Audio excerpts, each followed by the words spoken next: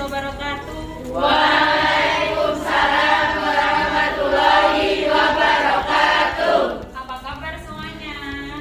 Baik. Alhamdulillah. Tadi kesini udah cuci tangan semua Mas Masuk? Sudah. Nanti selama pembelajaran silakan maskernya selalu dipakai ya, selalu jaga jarak dengan temannya. Kita berdoa terlebih dahulu. Berdoa mulai.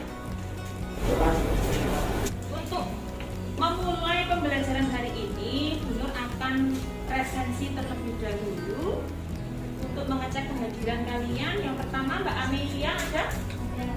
Jadi hari ini hadir semua ya? Kita kemarin sudah belajar tentang struktur tubuh virus. Masih ingat gambar ini? Kira-kira ini gambar virus apa namanya? Sekedar flashback saja, hari ini Bunur akan menayangkan suatu gambar yang sedang terjadi saat ini. Kalian amati, ini kira-kira gambar apa?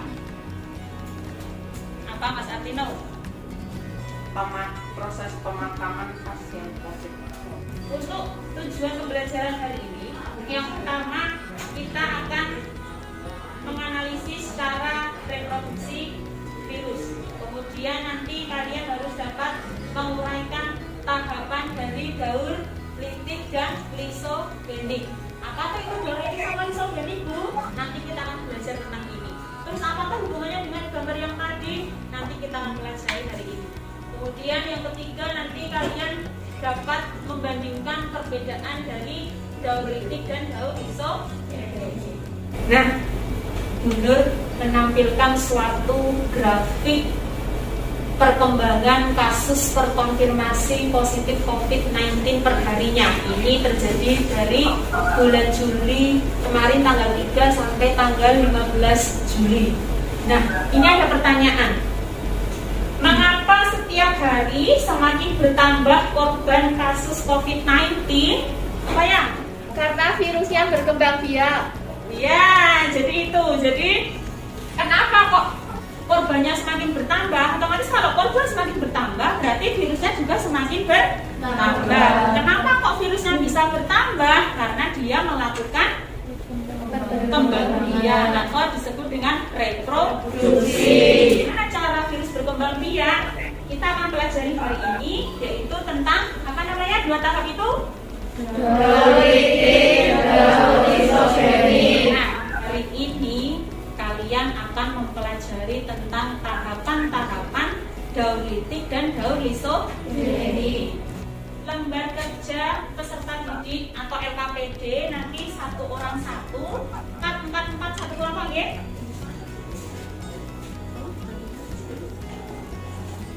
Jangan lupa dinamai. Iya, 1 orang 1 LKPD. Oke, sekarang silakan perhatikan depan dulu. Ini yang pertama, pelajari LKPD yang telah Bunur bagikan barusan. Kemudian yang kedua, pahami informasi apa saja yang harus kalian cari pada video yang akan ditayangkan. Dan yang ketiga, amati video dan cari informasi yang harus diisikan pada LKPD. Kemudian yang keempat, kerjakan sesuai dengan perintah pada LKPD. Yang kelima, nanti presentasikan hasil yang didapat.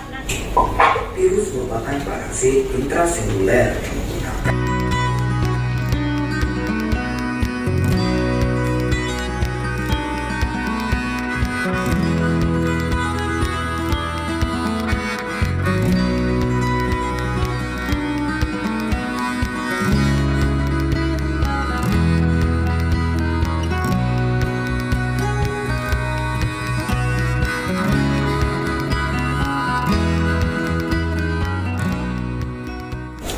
itu tadi sedikit penjelasan mengenai reproduksi virus baik secara daur litik ataupun daur lisogenik. Kalian kira-kira mendapatkan informasi apa saja dari tayangan video tadi? Tuliskan hasil pengamatan kalian dari tayangan video tadi. 5 menit cukup?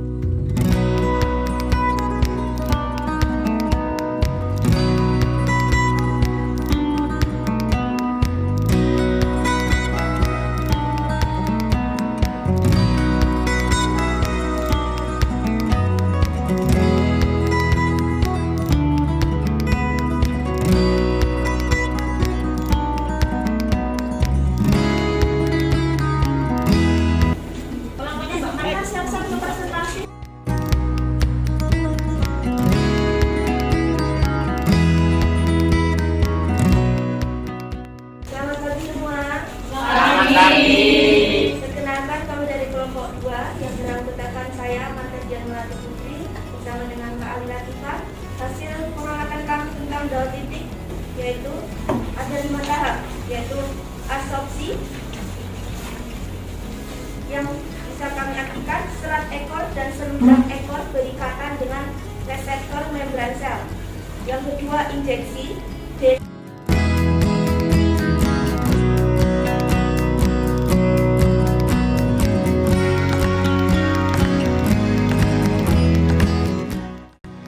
Yuk, ada yang bertanya nggak?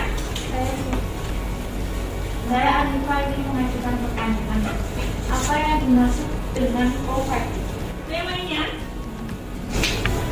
Saya Amel ingin bertanya apakah sel inang virus hanya bakteri saja? ada yang bertanya lagi setelah itu? Oke, silakan silakan. Saya Lutfi Nur Hasanah.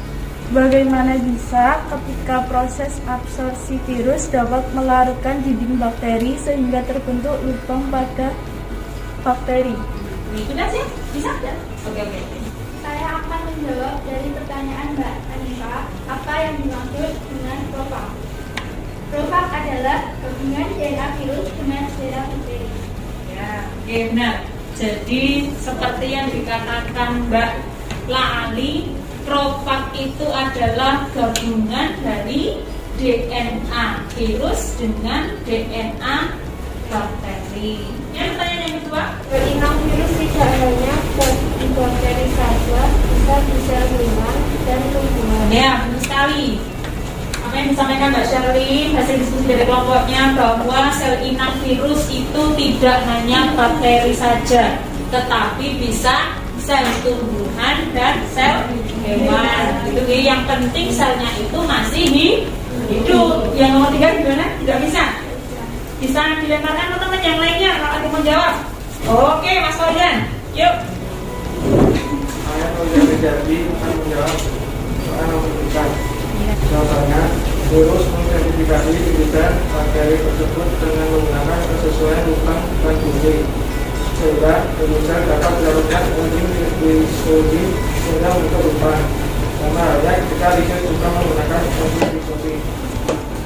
Nah, benar sekali. Jadi, kenapa kok dinding bakteri itu bisa mengalami lisis sehingga ketika absorpsi si virus itu membuat lubang dan DNA virus bisa masuk ke dalam DNA bakteri itu adanya enzim lisosim. Apa? Nah, itu nanti juga berperan ketika dalam proses lisis. Lisis itu artinya apa?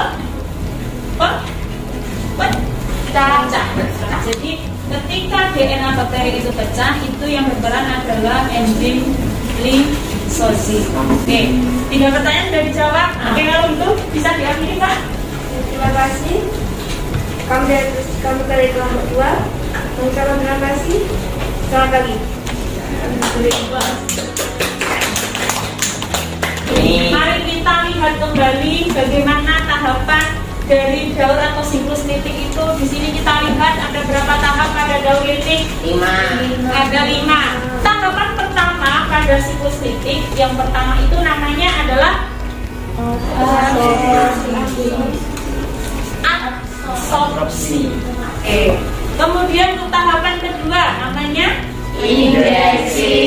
Injeksi itu tadi ada yang menyebut dengan Ya. apa itu artinya? Fase pemasukan asam nukleat. Asam nukleatnya siapa yang dimasukkan? Virus. Kemudian yang ketiga itu adalah fase atau tahap Sintesis. apa itu sintesis? Fase pembentukan bagian-bagian virus. Yang tahap keempat itu Perakitan. apa itu tahap perakitan? Fase perakitan virus baru. Jadi tadi setelah terbentuk bagian-bagian tubuhnya, untuk membentuk virus yang baru itu harus dirakit terlebih dahulu. Tahapan kelima yaitu fase lisis. Kenapa disebut lisis? Lisis itu artinya pecah atau keluarnya virus baru. Nah, ini adalah fase pemecahan sel inang. Tadi kenapa kok bisa pecah dinding sel bakterinya? Adanya enzim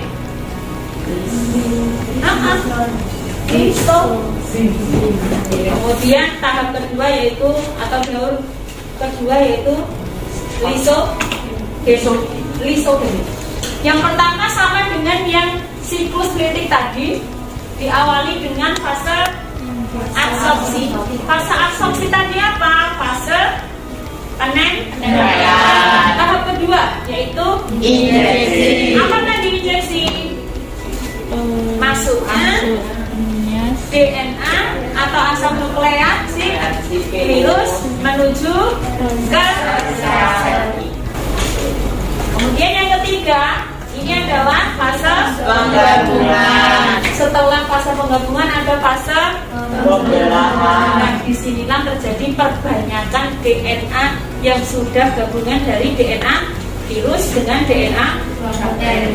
Selanjutnya, apa perbedaan dari daur litik dan daur isogenik? Tadi kalian sudah mempelajari apa perbedaannya yang paling mendasar, yaitu pada kondisi akhir sel inang. Gimana keadaannya untuk siklus litik? Pada saat sudah hancur atau mati. Sedangkan kalau pada daur lisogenik berarti dan masih. Bisa dimengerti? Bisa. Benar mau tanya apakah pembelajaran hari ini menyenangkan atau menyedihkan? Menyenangkan. Benar akan menambahkan sedikit pengetahuan. Kalau tadi kan proses perkembangbiakan virus secara alami yang melangkah adalah virus sendiri. Nah, sebenarnya virus itu juga bisa dikembangbiakan oleh manusia. Pembiakan virus pada hewan percobaan. Ini adalah salah satu cara pertama kali untuk membiakan virus. Jadi pada biakan ini yang digunakan adalah hewan percobaan, biasanya menggunakan mencit. Yang kedua, pembiakan virus pada telur berembrio. Kemudian ini menggunakan biakan jaringan, pada jaringan. Jadi virus ini dapat berbanyak dengan melakukan kultur jaringan, yaitu menumbuh kultur sel, yaitu menumbuhkan sel yang terinfeksi virus secara in vitro. Tadi Bunda di awal sudah bilang nanti di akhir ada kuis. Jadi Bunda sudah menyediakan soal. Nanti silakan dijawab di lembar yang saya bagikan.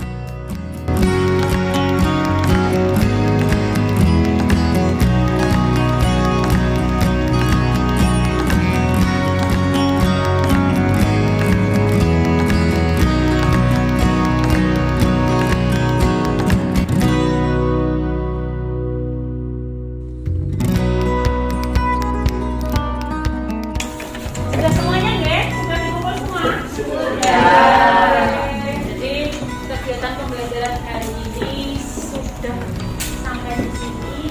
Kemudian untuk selanjutnya kita akan mempelajari tentang peranan virus dalam kehidupan. Apa tugas kalian? Silakan dibaca yang merah ini untuk mengakhiri pembelajaran hari ini.